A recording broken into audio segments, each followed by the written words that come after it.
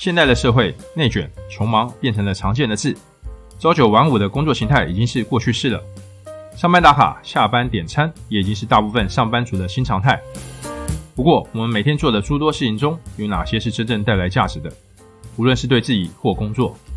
随着岁数的增加，你离心中想做的事距离有拉近了吗？还是也跟着增加距离了呢？若是后者，是什么因素让你离梦想越来越远呢？没时间、忙，通常是我们心中第一个浮现出来的答案。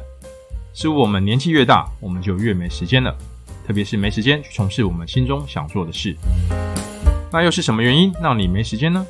这也是我接触这本书的理由。接触这本书是我在抖音上看到一个影片，介绍蒂姆·费里斯实验。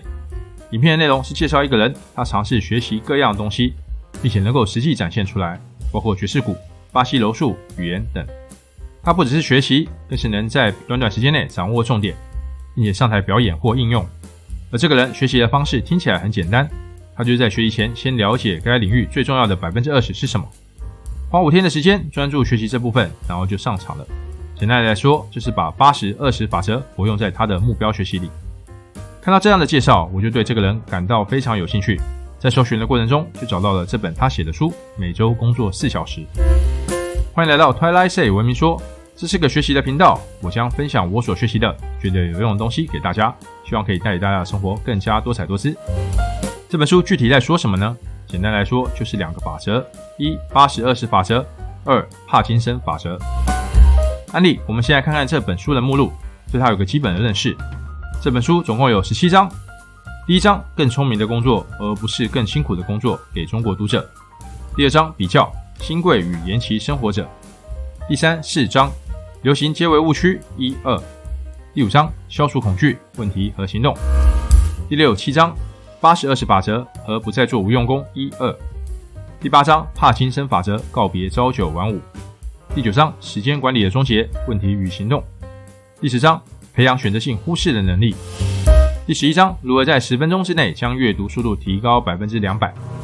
第12章，1周传媒斋戒，问题与行动。第13、14章，掌握拒绝的艺术和避免开会1、2。第15章，打造专家，如何在4周内成为顶尖专家。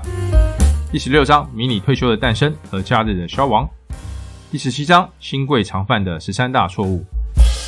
仔细看一下目录，这本书可以分成3大部分： 1. 概念和心态，第1至5章； 2. 背后的原理，第6至8章； 3. 实际运用，第9至16章；第17章就是个总结。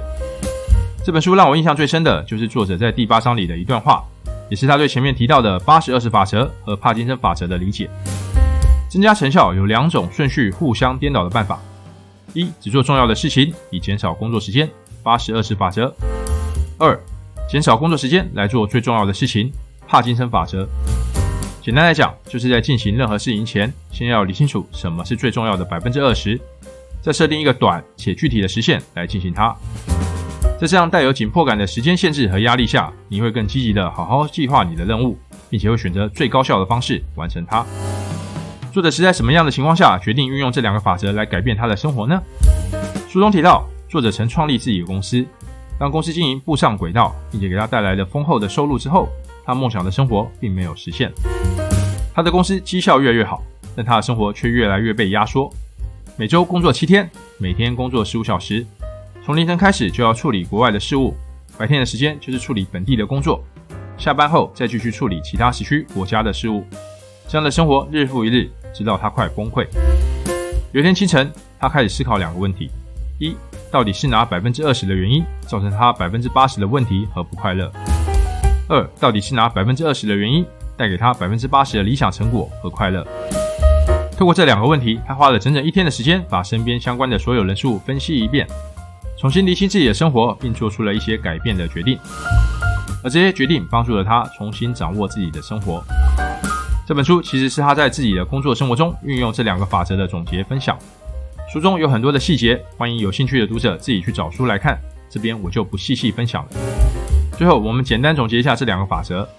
80-20法则， 80% 的财产收入由 20% 的人口所生产和占有，这是原定义。应用到我们的生活中，可以是 80% 的重要产出，是由 20% 最重要的投入产生。我们在做任何事前，先花时间努力找出 20% 最关键的部分，并且集中投入它。帕金森法则，任务的重要性和复杂度与所分配的完成任务时间密切相关，也就是在有限的时间压力下，我们会更集中资源从事最重要的工作。反过来解释，若是我们放任一件工作有无限制的时间去完成它，我们的工作效率也会无限制的低下。了解这两个法则后，我们要开始调整我们的努力方向，不再是盲目的执行或学习，而是在开始行动前，先努力找出关键的 20%， 再设定有限的时间计划去完成它。以上是今天的分享，谢谢大家的观看，欢迎按赞、订阅、分享及打开小铃铛。